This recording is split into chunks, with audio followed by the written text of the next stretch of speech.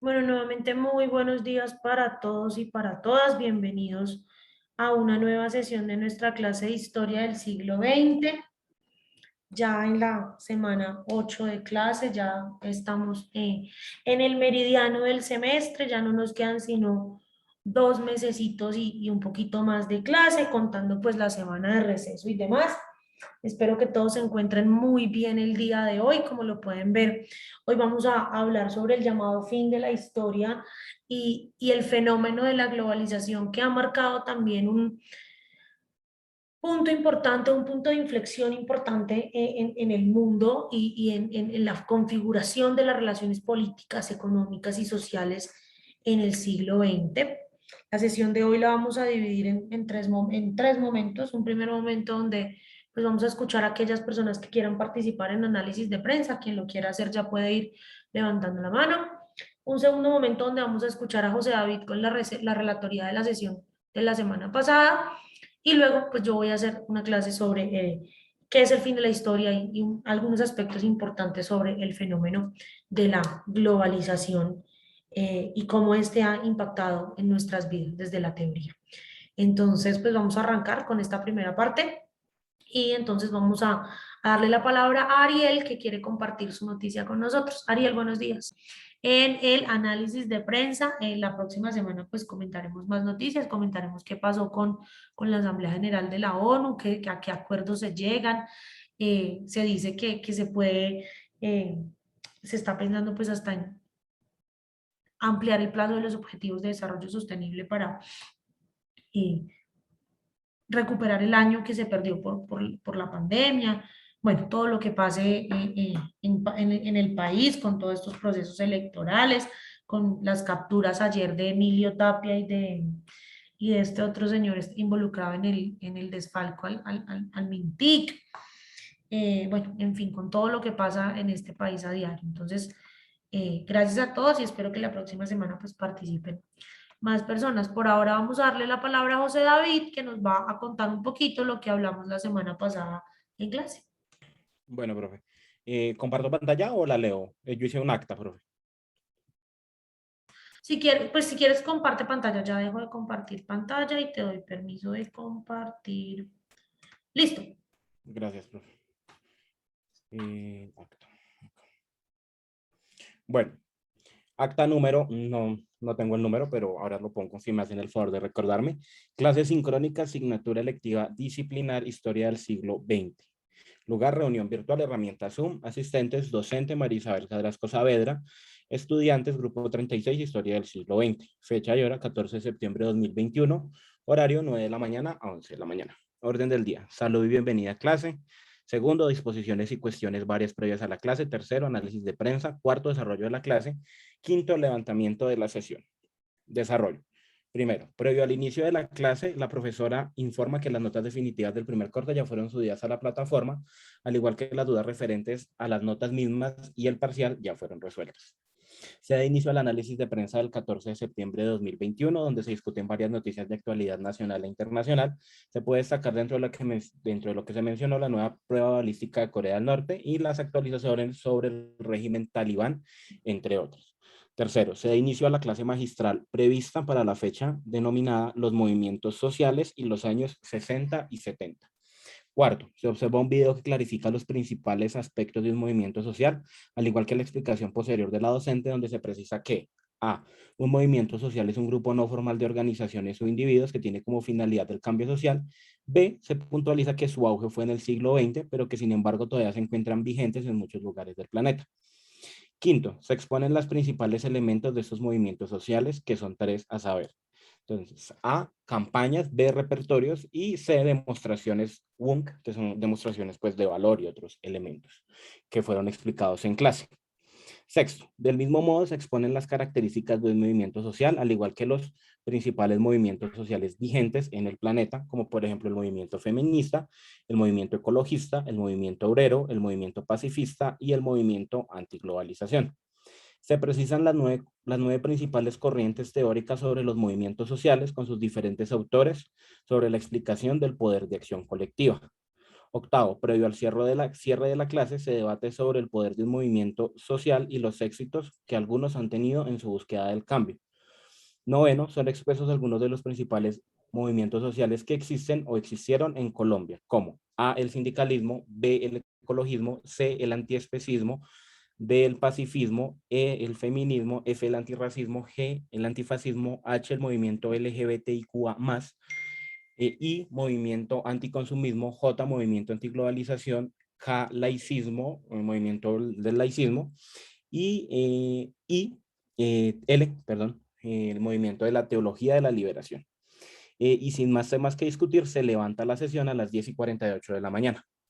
José David, muchas gracias por recordarnos lo que conversamos la vez pasada. No sé quién quiera hacer el próximo martes este ejercicio y compartirnos una pequeña relatoría de lo que conversemos hoy sobre el fin de la historia y la globalización.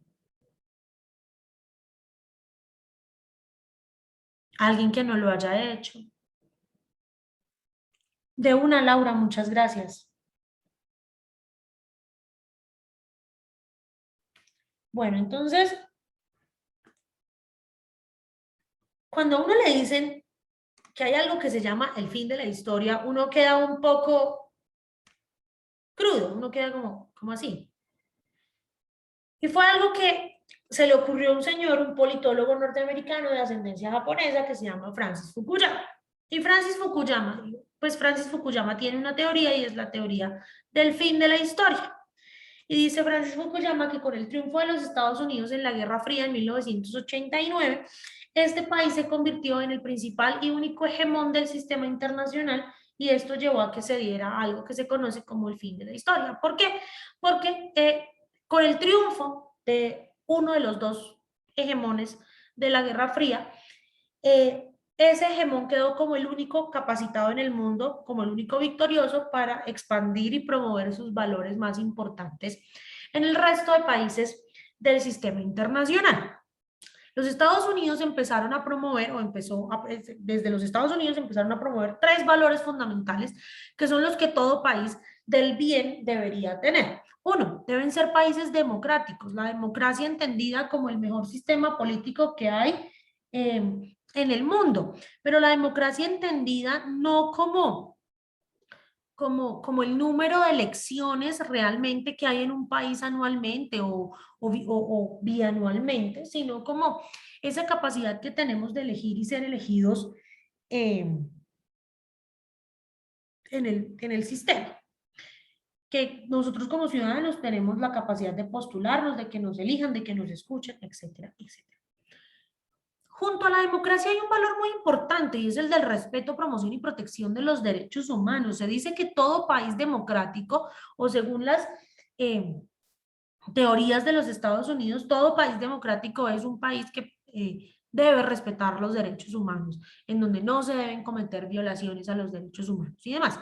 Y por último, pues todo país democrático debe ser un país en el que se permita que el Estado no intervenga en la economía, sino que la llamada mano negra del mercado sea quien domine un poco todos los aspectos del sistema.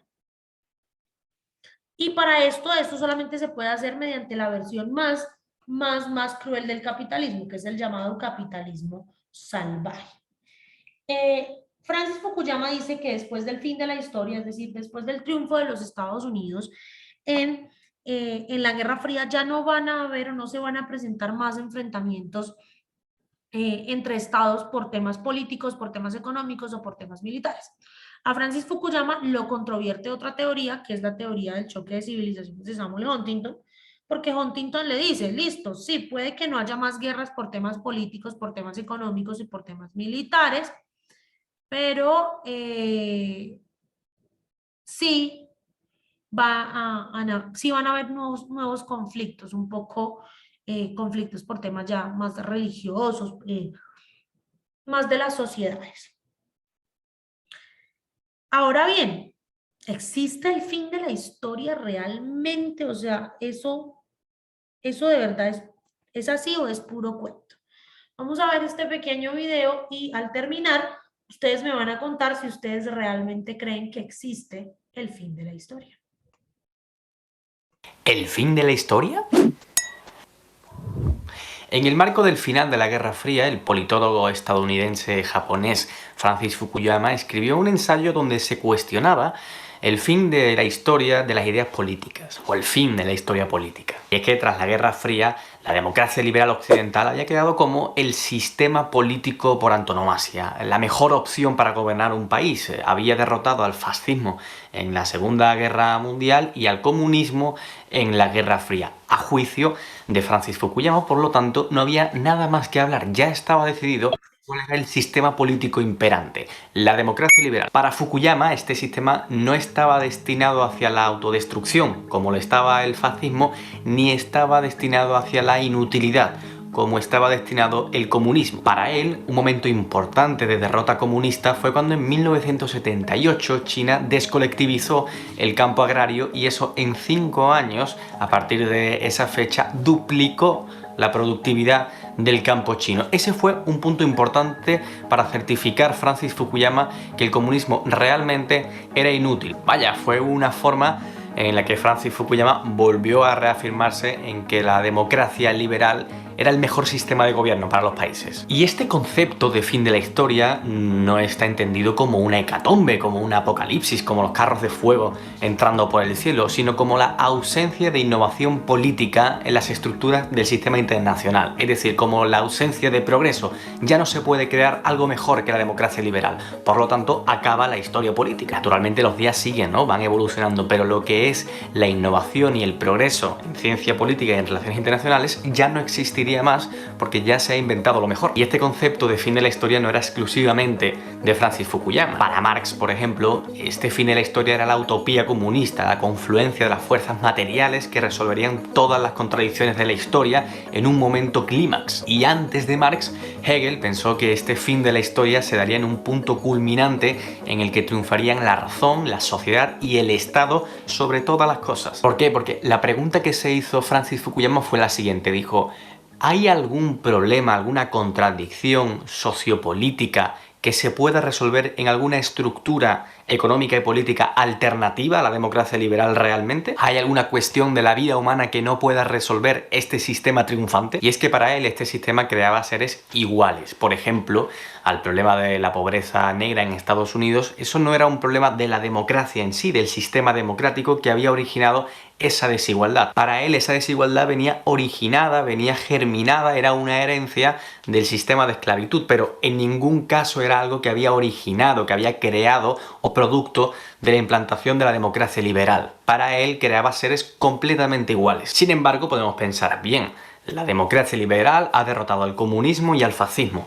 Se erige como sistema político triunfante. Pero hay dos cosas que no puede combatir la democracia liberal a juicio de Francis Fukuyama. Y son el fundamentalismo religioso y el nacionalismo. Y ambas cosas nacen de alguna u otra forma de estas democracias liberales. El primero, el extremismo religioso, porque nace supuestamente de la insatisfacción de este sistema liberal, de la vacuidad que produce un sistema consumista, un sistema liberal de mercado, y ese sentimiento de vacío te lleva a tener una interpretación fundamentalista de la religión y ser destructivo con la sociedad. Y el segundo es el nacionalismo, es decir, romper con aquello a lo que perteneces, independizarte de algún lugar o territorio, bien porque crees que ese sistema que gobierna el territorio del que quieres independizarte está incompleto, bien porque las instituciones de ese estado no te representan. Por lo tanto, Francis Fukuyama piensa que ahí no hay fin de la historia, porque cuando entran en escena el fundamentalismo religioso o el nacionalismo, desde el plano ideológico poco se puede hacer desde una democracia liberal. Fundamentalmente por un motivo, porque beben de la irracionalidad profunda. Esto para Fukuyama, si no hay fundamentalismo religioso y no hay nacionalismo y lo que queda es una democracia liberal, habremos llegado al fin de la historia en las relaciones internacionales y en la ciencia política, porque ya no habrá más conflicto. Él se rige por la norma de que dos democracias no se declaran la guerra. Y como él dice, el resto del fin de la historia pues será un lugar aburrido en el que nos pasemos constantemente arreglando fallos técnicos, haciendo cálculos económicos y matemáticos para que vaya progresando de alguna u otra forma nuestra democracia liberal, pero que ya no habrá ningún progreso más porque este es el sistema triunfante. Para él habíamos llegado a la absoluta perfección del sistema de gobierno. Y mi pregunta es, ¿en el momento que estamos viviendo, estamos abriendo o cerrando la historia?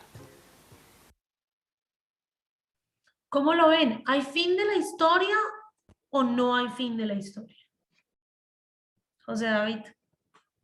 Profe, pues yo realmente no soy partidario de Fukuyama, nunca lo he sido. Yo no creo en el fin de la historia, yo soy más del corte de Huntington, yo creo más bien en el choque de civilizaciones, porque el fin de la historia es, no sé, a mí me parece que es como simplificar desde el fin de la Guerra Fría, de la caída de la Unión Soviética, en adelante la historia y decir que Estados Unidos va a ser el único hegemón y eso va a ser así per secula seculorum. Y no, yo realmente difiero de eso porque estoy más de acuerdo con lo que Huntington plantea, que las diferentes civilizaciones existentes del planeta van a chocar, pues en ese momento van a chocar y en ese momento, como lo estamos comprobando, están chocando.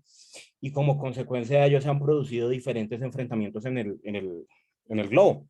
Pues un ejemplo de lo que podemos mencionar es, por ejemplo, el choque entre la civilización islámica y la civilización occidental y pues que derivó en la guerra contra el terrorismo. Digamos que esto es una simplificación que también estoy cometiendo yo, pero digamos que entrar en el detalle es muy largo.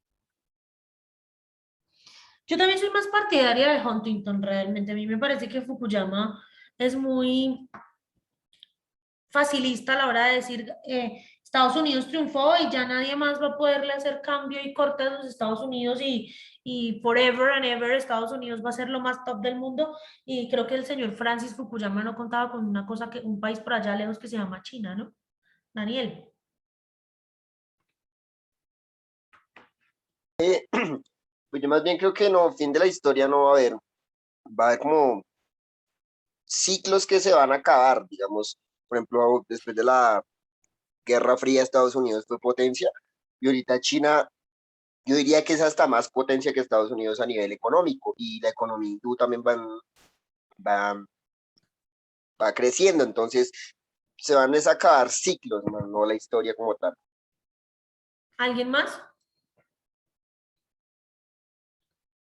Y tan no se ha acabado la historia, mis queridos estudiantes, que hoy en día estamos inmersos en algo que se llama la globalización. Para ustedes, ¿qué es la globalización? ¿Ustedes se consideran personas globalizadas? Adelante, José David. Profe, pues yo la globalización la considero como la materialización y el culmen del neoliberalismo.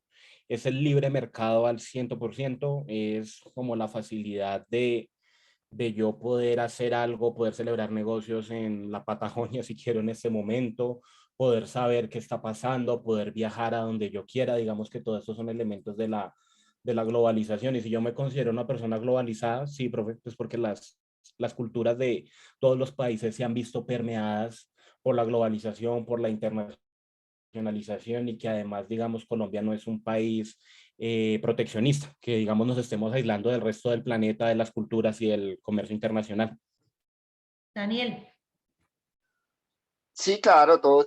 De hecho, alguien que no se pueda considerar globalizado es alguien que, digamos, no tenga acceso a Internet. Y eso, bueno, en Colombia se puede ver, pero digamos en países que respeten los derechos básicos, todo el mundo tiene derecho, acceso a Internet y más o menos hay como esa conectividad entre países que nosotros podemos saber lo que pasa en Afganistán, así como los chinos pueden saber lo que está pasando en Colombia, y así como los americanos pueden saber lo que está pasando en la India. Es esa como interconexión que hay entre países. Además de lo que dijo el compañero, poder realizar negocios en diferentes partes. Por ejemplo, es solo poner una tarjeta de crédito y comprar cosas de la China, digamos, sin tener ya que tomar un vuelo, ir a escogerlas, no, ahora es mediante una aplicación de tarjeta de crédito se puede hacer lo que uno quiera. ¿Alguien más que quiera contarnos qué creen que es la globalización?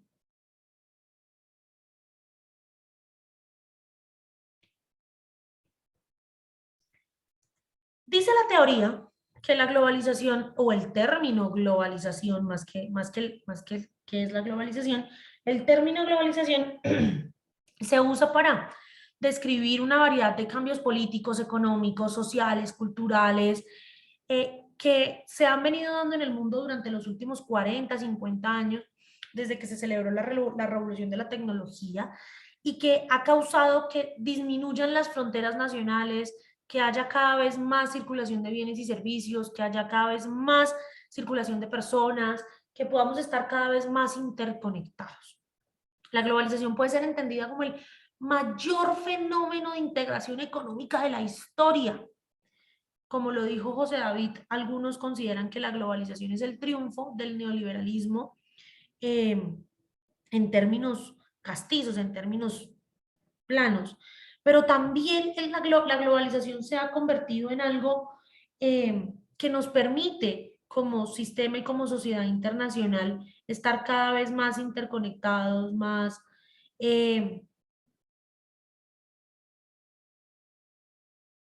más al tanto de lo que pasa en otras partes del mundo. Pero la globalización, algunos dicen que empezó hace cerca de 50 años, algunos dicen que empezó incluso muchísimo antes. Hay algunos que dicen, como Aldo Ferrer, que la globalización realmente inició en 1492 con la conquista de América, porque fue el primer momento en el que se encontraron dos mundos totalmente diferentes. Fue el primer momento en el que nos interconectamos realmente como sistema.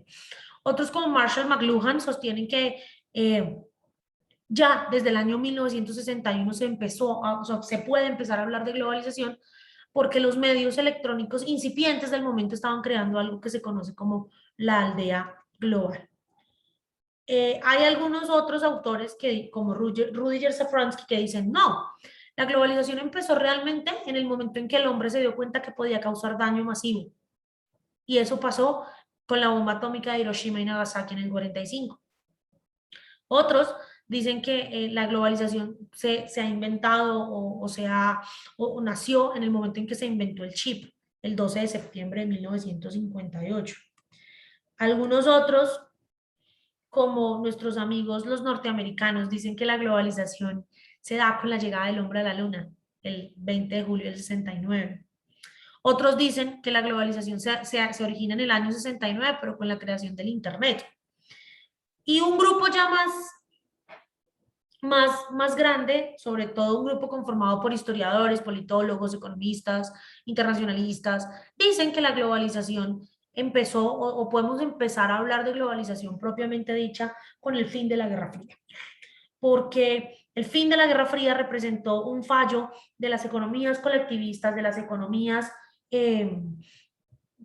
del socialismo y nos hizo entender que el capitalismo era el fin último y que el capitalismo podía empezar a aglutinar al mundo en torno a unos valores compartidos. Entonces, más o menos desde el 89 podríamos, o algunos dicen que se podría empezar a hablar de globalización como tal. No hay un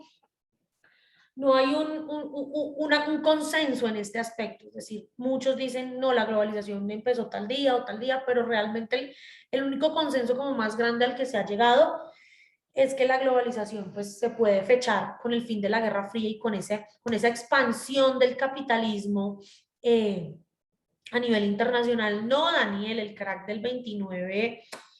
Con el crack del 29 no se puede hablar de globalización porque el crack del 29 realmente solo afectó a la incipiente potencia. Cuando hablamos de algo de la globalización, el evento o los hechos que generen globalización o que consideramos que hacen parte del fenómeno de la globalización están más dados a afectar a todo el mundo. Sí, la crisis de la burbuja inmobiliaria del 2008 sí podría ser un evento negativo de todo este proceso de globalización. La crisis de Lehman Brothers terminó afectando a todo el sistema. Profe, ¿podría el COVID ser uno de esos eventos, correcto? Totalmente, el COVID es uno de esos eventos. ¿Por qué? Porque algo que empieza en un lugar termina impactando y afectando las vidas de todas las personas del mundo. Hoy no podemos decir que haya habido un solo país del mundo al que no le llegó el COVID, o donde una sola persona, al menos a una persona, no le hubiera dado COVID. La globalización tiene unas características. La primera, creo que ya todos la sabemos, es el libre comercio. Con la globalización hemos conocido el libre comercio de bienes y servicios, la exportación y la importación a niveles exorbitantes, la necesidad de tener, la globalización ha traído como una de las revoluciones más importantes de la historia, en palabras de Moisés Naim en su libro El fin del poder, y es que Moisés Naim dice que las tres revoluciones de la globalización son la revolución del más, la revolución de la información y la revolución del poder. Y el libre comercio nos ha dado o ha sido partícipe de esa revolución del más. Todos queremos tener más. Tener el mejor celular, el mejor computador, el mejor carro, tener una casa gigantesca, tener más y más y acumular y acumular y acumular. Y en muchos casos ni siquiera necesitamos todo eso que acumulamos.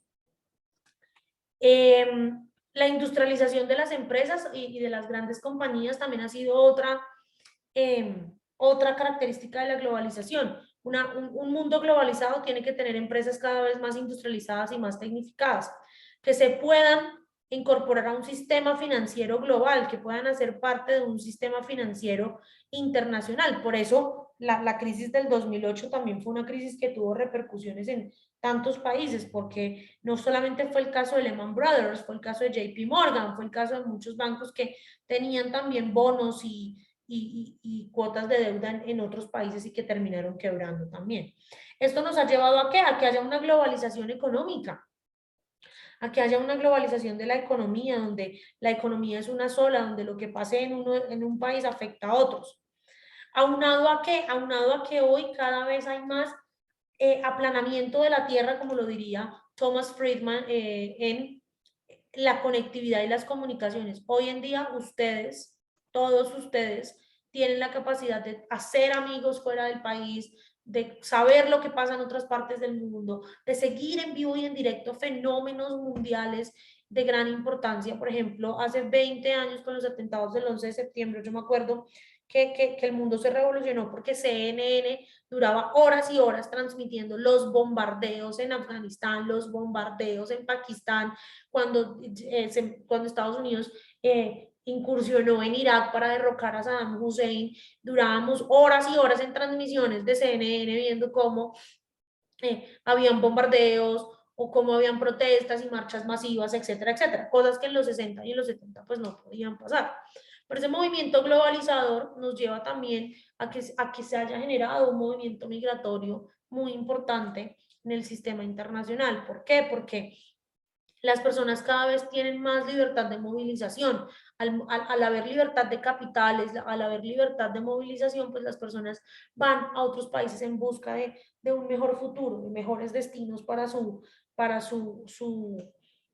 pueblo. Entonces, hoy en día nosotros somos también parte o somos protagonistas en ese movimiento migratorio, en el entendido de que nosotros tenemos cerca de 2 millones de venezolanos acá, que van a llegar unos ciudadanos afganos, etcétera, etcétera, etcétera. Y todo esto en conjunto ha llevado a la creación de un nuevo orden mundial que es un orden mundial liderado por el hegemón de Occidente, por los Estados Unidos, pero un nuevo orden mundial que cada vez está generando o está dando pie a la aparición de nuevos actores internacionales. ¿Como cuáles actores? Como los movimientos sociales, que cada vez tienen más importancia. ¿Como cuáles? Como las grandes multinacionales. Antes,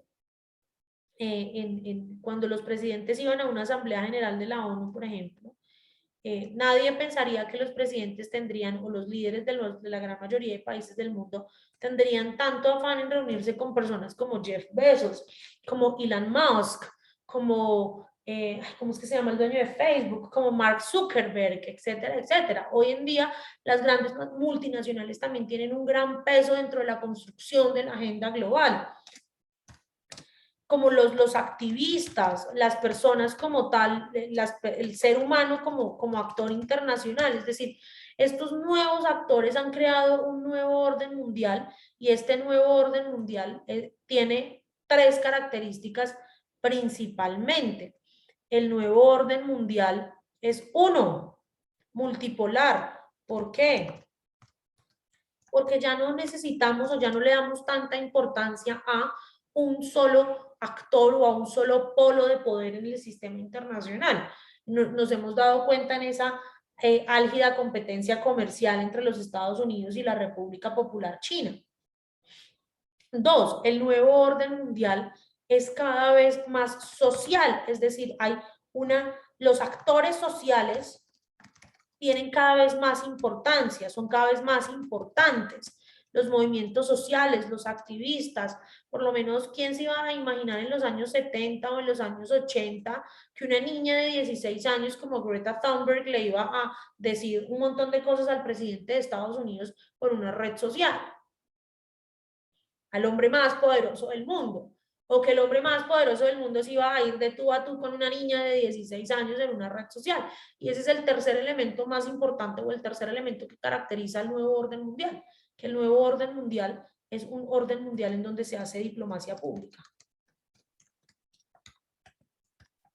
La diplomacia pública entendida como esa diplomacia que se hace desde las redes sociales, como esa diplomacia que ya no es solamente una diplomacia cerrada de jefes de Estado y de gobierno, sino que es una diplomacia donde todos y todas podemos tener una incidencia o donde el mensaje nos llega a todos y a todas. José David. Profe, dentro de estas características del nuevo orden mundial, ¿no podríamos incluir como por ejemplo el transnacionalismo, el desdibujamiento de los estados-nación, de las fronteras y que cada vez como consecuencia de la globalización? Lo que pasa es que el nuevo orden mundial sigue los preceptos de lo que dice Thomas Friedman en su libro La Tierra es plana, que los invito a que lo lean. Y Thomas Friedman dice que la Tierra es plana por 10 razones principales, y una es que ya no hay fronteras. Que la multipolaridad del mundo nos ha llevado a que no haya fronteras nacionales. Y un ejemplo, por ejemplo, valga la redundancia de la palabra, de este tema es el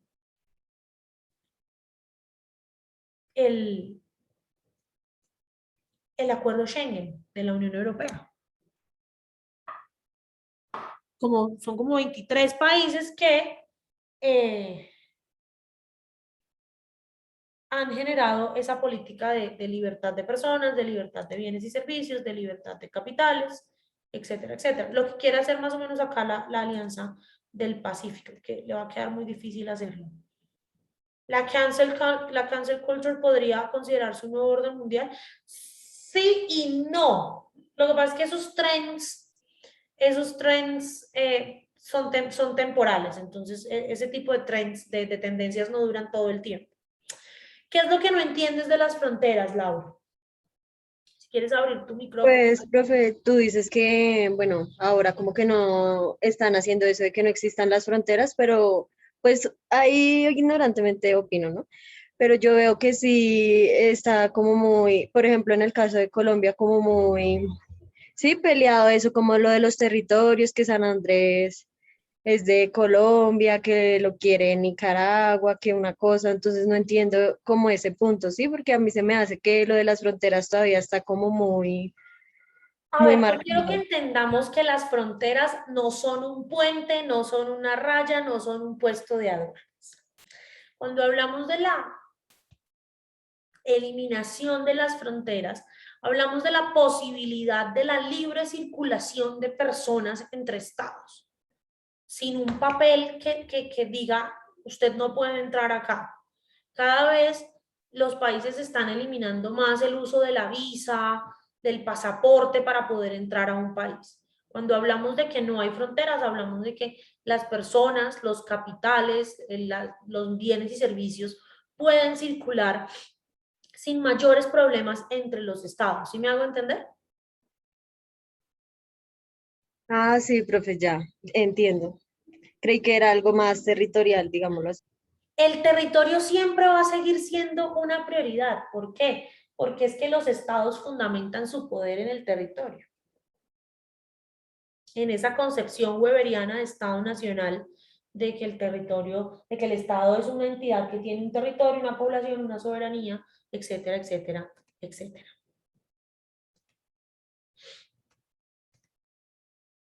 Thomas Friedman, en su libro La Tierra es plana, él dice que la Tierra es plana, porque el fenómeno de la globalización ha aplanado la Tierra. Y él habla de 3 grandes épocas o de 3 grandes momentos en la historia de la globalización. La globalización 1.0, que es la que él dice, la globalización 1.0, que él dice que empezó en 1492 cuando se descubrió América, porque el mundo se abrió a algo que no sabía que existía, que era el comercio entre el viejo mundo y el nuevo mundo, cuyo principal agente de transformación fue entonces el Estado-Nación, y la principal fuerza dinámica que impulsaba al mundo era la fuerza que tenía un Estado, la fuerza bruta, el músculo, los caballos, la tierra, etcétera, etcétera, etcétera.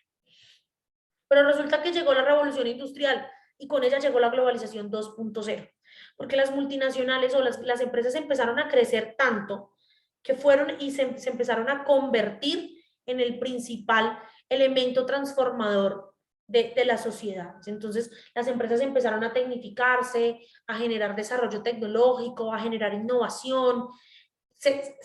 Empezamos a ver cosas como los aviones, los barcos, los trenes, que hicieron que el mundo fuera cambiando.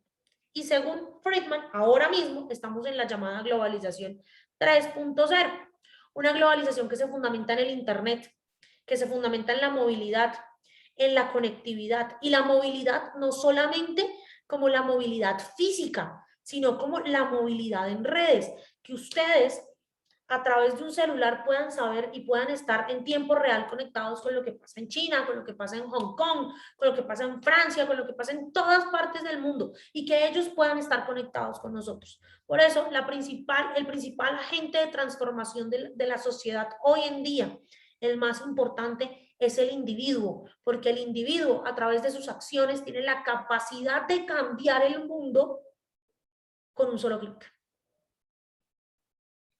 Esta es la pregunta que yo siempre hago cuando hablo de globalización. ¿Ustedes creen que la Tierra es plana?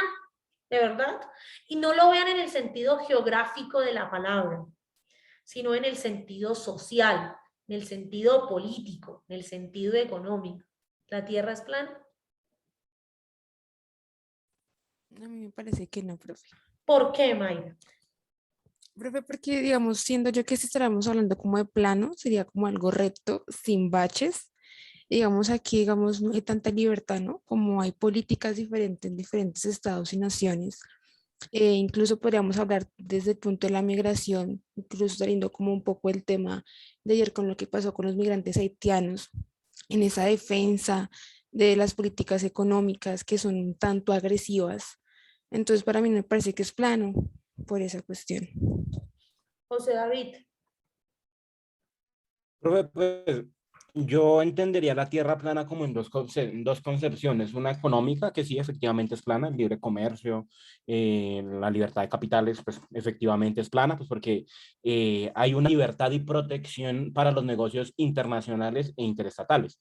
Ahora, referente a si la tierra es plana socialmente hablando, evidentemente no lo es, porque como lo mencionaba María Alejandra, en el tema de migración, más que todo, y en los países desarrollados, digámoslo así, se le sale el fachito interno a todos los políticos de esos países cuando de hablar de migrantes se trata.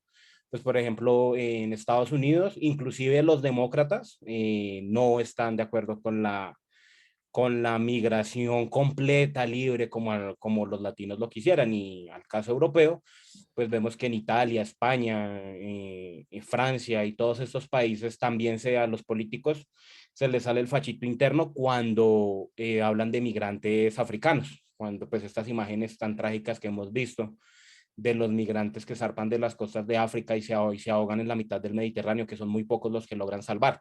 Entonces, digamos que socialmente la Tierra no es plana y económicamente sí, profe.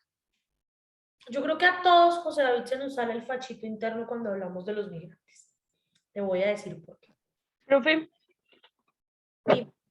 pues yo en cierta forma entiendo lo que dice José David, pero pues lo que usted decía, ¿no? Por ejemplo, no tenemos que irnos tan lejos, vámonos a Colombia con los venezolanos. Entonces, es un poco complejo porque es diferente cuando hay una circulación, pero cuando la persona trata ya de quedarse ahí, es complejo, porque si es un país como Colombia, que quita muchas oportunidades a colombianos para dárselas a venezolanos, pues se le entiende que se les haga, como decía él, el fachito como político que tenemos todos ahí internamente. A ver, yo voy a dar una declaración impopular. Yo siempre doy declaraciones impopulares en esta clase, pero es que el tema se presta para. Yo en algún punto de su presidencia estuve muy de acuerdo con Donald Trump en una frase que dijo, y es que el problema no es la migración, el problema es el tipo del migrante. Es decir, yo creo que nadie en el mundo pondría problema si los migrantes que llegaran a nuestros países fueran migrantes con altas capacidades educativas, con capacidad económica y que vinieran a construir país. Pero como los migrantes que llegan al 90% de los países del mundo son aquellas personas que más necesitan plata, que necesitan trabajo, que huyen de sus países por encontrar una calidad de vida, ahí está el problema. Que ese es el migrante que no nos gusta, el migrante al que hay que darle todo. Si fuese un migrante al que no hay que darle nada y con el que lo único que hay que hacer es ser felices, pues no, nadie tendría problema con la migración. Daniel. Bueno, pues yo creo que totalmente de acuerdo con lo que dijo la profe ahorita del problema de la migración y las necesidades que tiene un migrante al llegar al país, al país. Y sobre la tierra plana, yo creería que, bueno, económicamente no, porque estamos en un mercado, o sea, es recto ese mercado, ¿sí? No hay formas de diferentes al capitalismo, así otros lo quieren ocultar en comunismo, en socialismo, en fin. Siempre va a ser un capitalismo porque siempre va a ser libre mercado. Socialmente yo diría que no, aunque hay gente que todavía sí sigue siendo recta para pensar y no se le puede quitar ese pensamiento. Así el mundo evoluciona y ellos se quedan atrás, pero siempre va a haber gente que se adapta al ambiente, va cambiando y va avanzando de primitivo a un ser evolucionado, por así decirlo. José David. Profe, pues es que con el tema del migrante pobre, yo concuerdo con lo que dice AOC, Alexandra Ocasio-Cortez, en la representante de la Cámara por Nueva York, es estadounidense. Uy, Es que no, uno no puede... Señora, profe. es que usted ahí me está poniendo en una posición compleja, pero siga. Pero es que uno no puede incendiar la casa del vecino, o sea, Estados Unidos no puede durante más de un siglo intervenir en América Latina, patrocinar regímenes militares, dictaduras, guerrillas, violencia, incendiar la casa del vecino, irse y dejarles el problema y pretender que el vecino no vaya a salir a buscar ayuda, ¿sí? Entonces yo creo que ese es un problema, ese es el problema y como lo estaba diciendo Adriana y lo decía yo acá, en el chat, el problema es de aporofobia. Realmente los políticos son aporofóbicos. Lo que pasa es que yo tengo un conflicto con la señora Alexandra Ocasio-Cortez. Que a mí me parece que no hay en Estados Unidos hoy una política con más doble moral que Alexandra Ocasio-Cortez. Le voy a decir por qué. Alexandra Ocasio-Cortez va por la vida diciendo que sí, que hay que ponerle impuestos a los ricos y que hay que acabar mejor dicho, hay que volver esto un mundo donde el papá Estado nos dé todo a todos y etcétera, etcétera, etcétera. Pero el lunes de la semana pasada, Alexandra Ocasio-Cortez se puso un vestido de $10,000 para ir a una fiesta a la que para ir tuvo que pagar $200,000 porque fue a la gala del Met. Los que invitan a la gala del Met, Anna Wintour, la editora en jefe de la revista Vogue, no los invita porque son tan lindos. Los invitan porque ellos dan una donación de $200,000 para la conservación del Metropolitan Museum, del Metropolitan Museum de Nueva York. Entonces, se pone un vestido, creo que era un vestido de Vivienne Westwood, avaluado en $10,000, le paga joyas a Lorraine Schwartz, paga maquillador, paga peluquero, paga $200,000 para ir al Met, con un vestido que dice Tax the Rich. A mí eso me parece doble moral.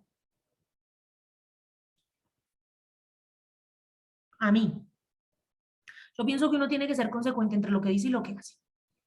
Si yo digo tax the rich, yo no voy a ir a una fiesta donde están todos los rich en un vestido que me costó $10,000.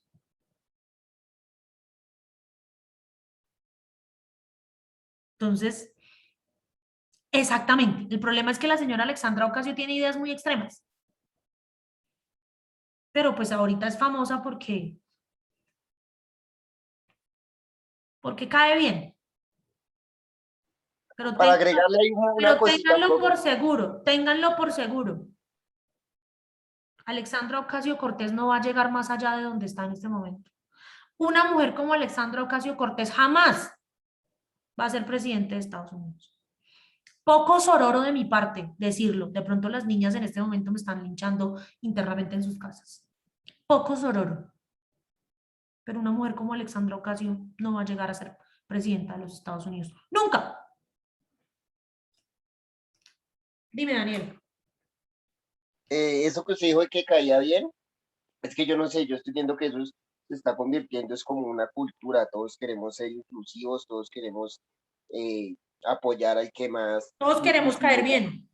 Exactamente, así no se sienta. Por ejemplo, el debate que hubo con esto de que la sirenita iba a ser negra simplemente porque los directivos de Disney querían caer bien, entonces pues se cambiaron un personaje que ya llevaba muchos años y la dañaron prácticamente, porque ya no es lo mismo ver esa sirenita con los rasgos pelirroja y eso, sino una sirenita negra simplemente por inclusividad.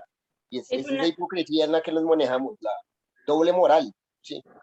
Es que es una cosa es como la inclusión y otra cosa es la inclusión forzada y es lo que quieren hacer en todo, o sea, todo le tienen que meter personas de color o personas LGBTIQ porque es necesario, pero no sé, como que no cuadra y es tonto porque, o sea, en vez de uno, el apoyo que debería generarse a esas personas es como que hasta es sofocante, me perdonarán a algunos si les molesta, pero es sofocante. Laura, le dejo la tarea que la próxima clase me cuente quién es Alexandra Ocasio-Cortez. Resulta que Friedman dice que 10 cosas hicieron que la Tierra se aplanara. Cosa número 1, la caída del muro de Berlín. Por eso muchos dicen que la Tierra se aplanó o que la globalización empezó el día que se cayó el muro de Berlín. Porque ese día el mundo se dio cuenta de las diferencias que habían entre capitalistas y socialistas, y los socialistas se dieron cuenta o quisieron entender que el capitalismo era mucho mejor, mucho más chévere, mucho más cool, mucho más divertido. Otro factor fue el día que Netscape, una pequeña empresa tecnológica, salió a la bolsa. Fue la primera empresa de tecnología que cotizó en la bolsa de Nueva York. ¿Ustedes saben lo difícil que es cotizar en la bolsa de Nueva York? Mucho. Entonces, que una pequeñita empresa, un pequeñito emprendimiento tecnológico cotizara en la bolsa, empezó a ser un buen paso para, la economía global. Que se crearan aplicaciones informáticas que nos permitieran trabajar desde casa. Hoy en día, señores, esto que estamos viviendo del teletrabajo es algo que en los Estados Unidos y en Europa se empezó a vivir desde los años 90. Cada día más personas trabajan desde su casa. Ya la necesidad de estar en un espacio físico llamado oficina no es necesario. Antes, aquí hay, esta es una electiva, aquí hay algún estudiante de ingeniería de la universidad, de la ingeniería que tiene la universidad. No. Antes, nosotros creíamos que eso de ser ingeniero era una cosa por allá muy complicada, muy difícil. Eso por allá, eso era una ciencia oculta. Pero no, hoy en día, ustedes y yo, si nos ponemos de acuerdo y vemos un tutorial en YouTube, podemos crear una aplicación tan sencillo como eso. Porque hoy en día los códigos fuente son libres para todos, todos podemos crear una aplicación. Es más, deberíamos ponernos en la tarea de crear una aplicación, nosotros. Otra cosa muy importante fue la tercerización del trabajo.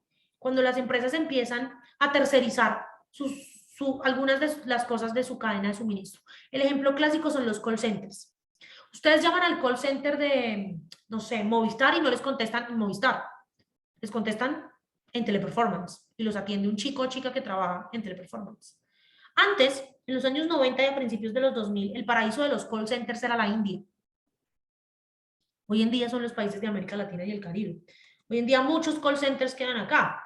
Muchos de sus compañeros, ustedes deben tener amigos, compañeros que trabajan en call centers, sobre todo en Teleperformance, que es el que más está contratando ahorita.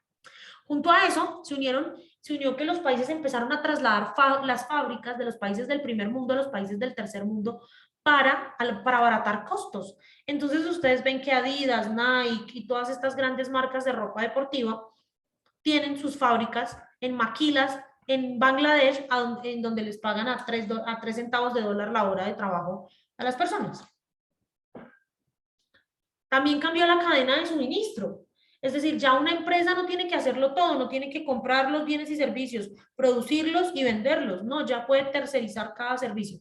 La cadena de suministro cada vez es más amplia, es decir, cada vez hay más personas involucradas en que a ti, Adriana, te llegue tu producto a tu casa en el menor tiempo posible. Resulta que compraste algo por Amazon y entonces ahora Amazon en Estados Unidos ya no lleva los productos, ya no lleva las cosas que la gente compra en un carro o en un camión, ya te los dejan con un dron en la puerta de tu casa, por ejemplo. El insourcing o la inclusión de más personas de los stakeholders de la empresa en las decisiones de la empresa. Cada vez más los dueños de las empresas no son los que tienen las decisiones, sino que cada vez más las empresas buscan tener contenta a su planta laboral. Por ejemplo, busquen en internet, los invito a que busquen en internet cómo son las instalaciones de Google en Silicon Valley. Eso es un hotel 5 estrellas para que alguien haga unos códigos fuente y ustedes puedan buscar lo que quieran en Google. O cómo son los headquarters de Amazon, los headquarters de Apple, por ejemplo, los que tengan Apple. Quizá el factor que más ha contribuido, según Thomas Friedman, al aplanamiento de la Tierra es el acceso libre a la información. Cada vez ustedes tienen más acceso a la información, cada vez ustedes, por eso estas revistas de análisis de prensa para mí son tan interesantes, porque ustedes me cuentan noticias de las que yo muchas veces no tengo ni idea. También porque tengo poco tiempo de ver noticias, pero cada vez pasan cosas más particulares en el mundo. Por ejemplo, hace poco vi una noticia de un muchacho que pagó un carro con $30,000 en monedas. Esas cosas que pasan en el otro lado del mundo nosotros no tendríamos ni por qué saberlas. Y algo que está muy de moda ahorita, que también ha contribuido un montón a aplanar la Tierra, son los llamados esteroides.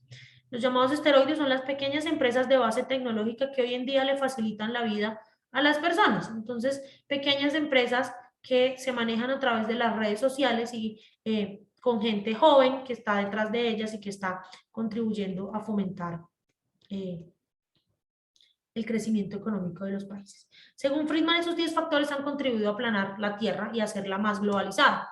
Y la globalización tiene algunas ventajas, y es que ha contribuido a que más personas tengan más acceso a bienes y servicios, que ha contribuido a que más personas tengan acceso a la información, que ha contribuido a que más personas puedan desarrollar libremente sus libertades, valga la redundancia. En algunos países la globalización o el crecimiento económico ha contribuido a reducir la pobreza, sobre todo en países como China, como la India, como Brasil, algunos de los países más densamente poblados del mundo y con mayores tasas de pobreza.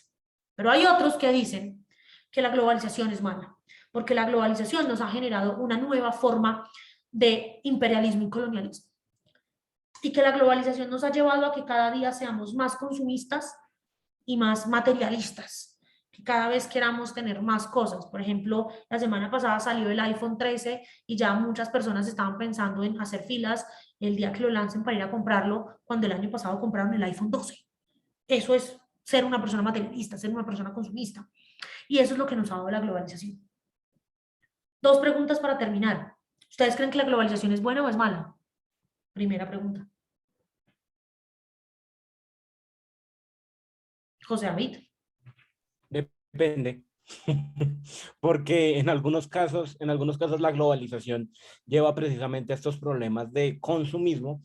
Y yo lo menciono pues también en otro campo, y es que sin ánimo de ser proteccionista ni de proponer políticas proteccionistas, conlleva al debilitamiento y desaparición de la industria interna.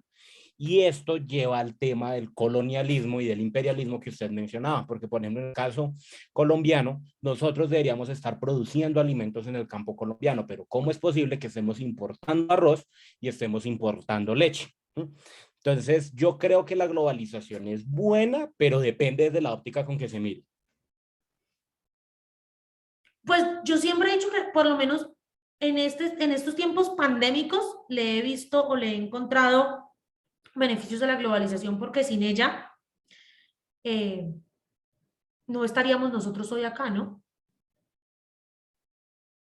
Ariel.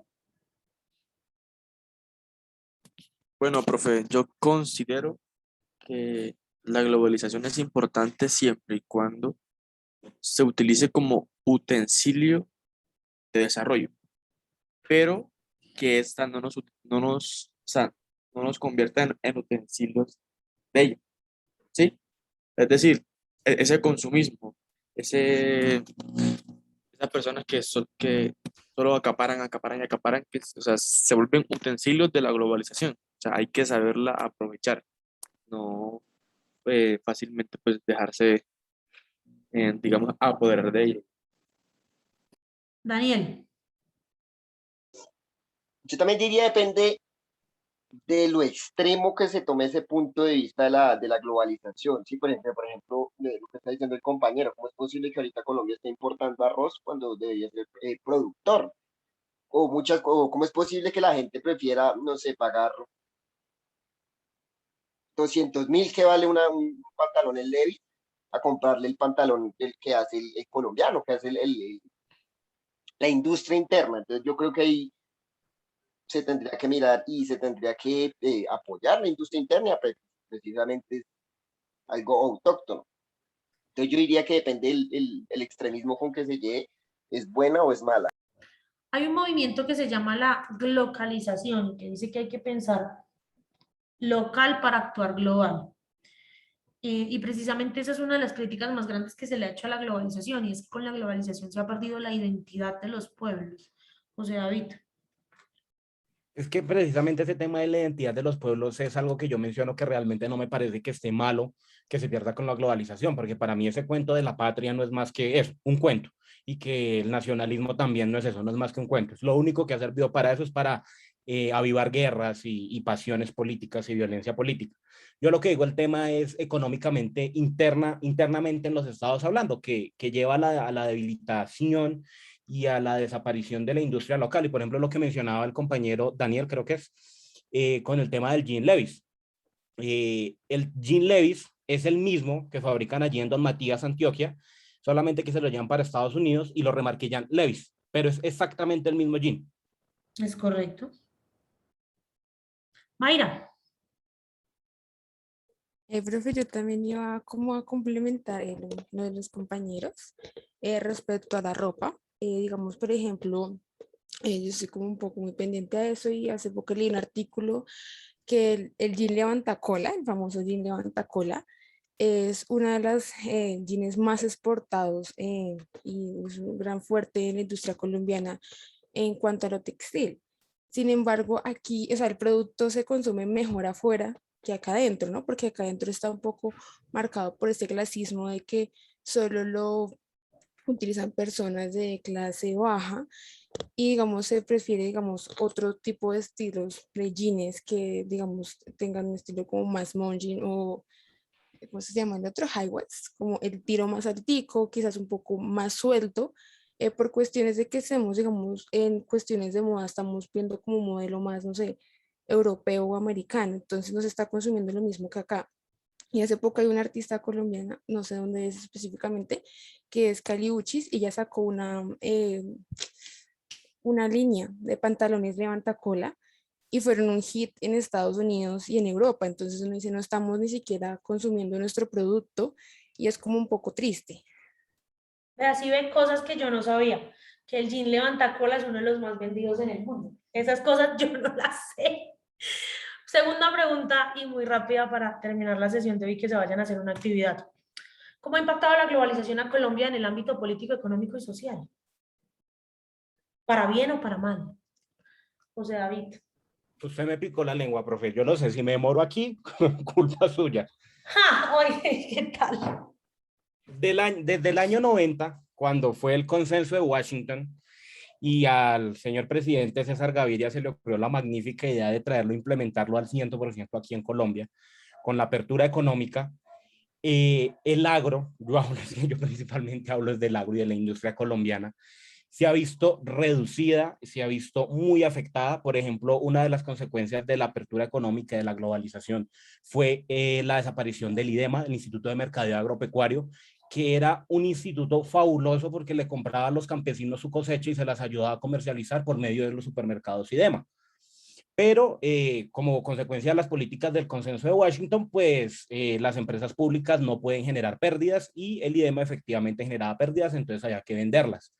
Al igual que, por ejemplo, con el tema de las empresas públicas, sigo el neoliberalismo y la globalización, digamos, lo que impone es la privatización y la reducción de la intervención del Estado en la economía, bajo la teoría de que mágicamente las empresas van a venir a traer desarrollo económico a los países, no sabemos cómo, pero por algún medio, mágicamente van a empezar a traer desarrollo.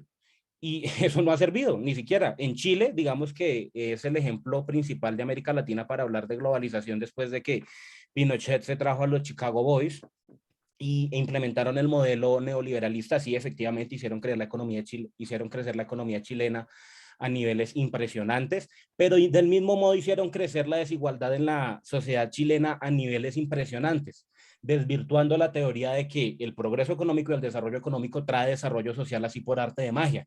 Entonces yo considero, profe, que la globalización y este tema del neoliberalismo, porque es algo que va muy, muy, muy de la mano, debería ser desarrollado, debería ser limitado más que todo con una forma de gobierno y una forma económica de tercera vía, como la que propone Tony Blair. Larga vida a los Chicago Boys. Daniel Rodríguez, adelante. Pues yo creo que de pronto estaría de acuerdo con el compañero en que a veces el desarrollo económico no significa que usted va a traer un desarrollo social para el país. Eso se tiene que trabajar cada ámbito en diferentes, o sea, de la mano, pero no juntarlos tanto. Entonces, sí estaría de acuerdo. Pero que el Estado meta mano en niveles económicos, no sé, no estoy de acuerdo con eso, porque no. Bueno, pero en fin, eso es un tema aparte. La globalización en Colombia.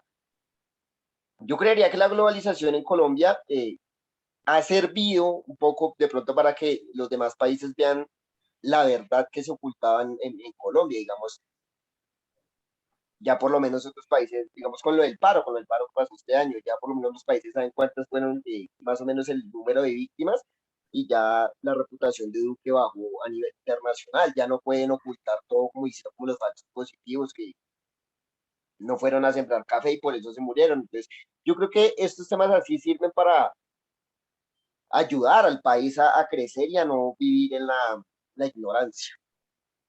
Terminamos contigo, Sara.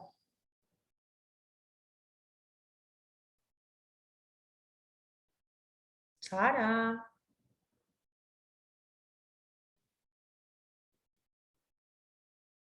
Bueno, como que, no sé, Sara no está por ahí, entonces adelante, José David, y terminamos contigo. Gracias, profe. Ya cierro con esto. No prometo no demorarme. Yo estoy a favor de lo que dice Daniel Andrés. O sea, yo no estoy a favor de una economía planificada ni una economía intervenida por el Estado. Pero es que tampoco podemos reconocer dos cosas, tampoco podemos decir dos cosas. Primera, que el mercado es perfecto. Y segunda, que el mercado y la economía y el libre mercado va a traer desarrollo mágicamente a las naciones.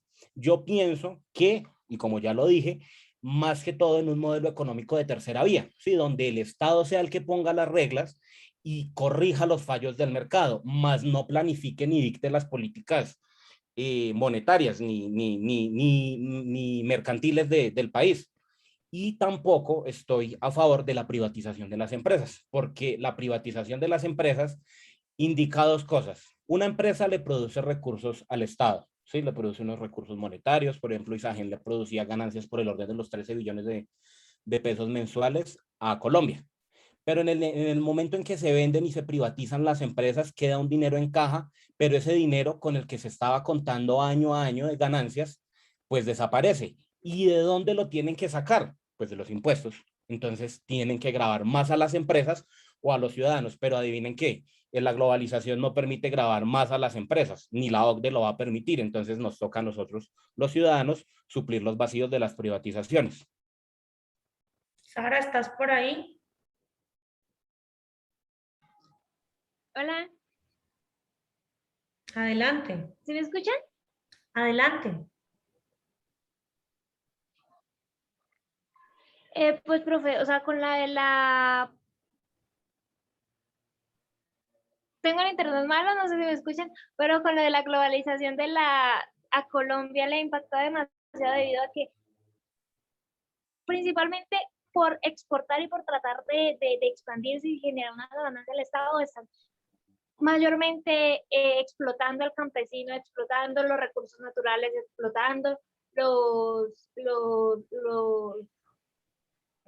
los recursos de Colombia como tal y pues, o sea, en general una ganancia que uno ve a la gente, a la persona que da los recursos, no se está viendo en sí, solamente se está, o sea, el gobierno y el Estado solamente da una imagen de cómo debe ser un excelente, o sea, como lo bueno que da el país, pero no lo que verdaderamente pasa, lo que sucede por ejemplo, con lo de, no sé si saben, lo de las semillas del arroz, que no les está dejando implantando las semillas, sino unas semillas que traen. Entonces, eso está perjudicando principalmente a las personas del agro, de los que verdaderamente pueden y son una prioridad de recursos y sobre todo el medio ambiente. Se vendió hace un poquito un páramo y no se está viendo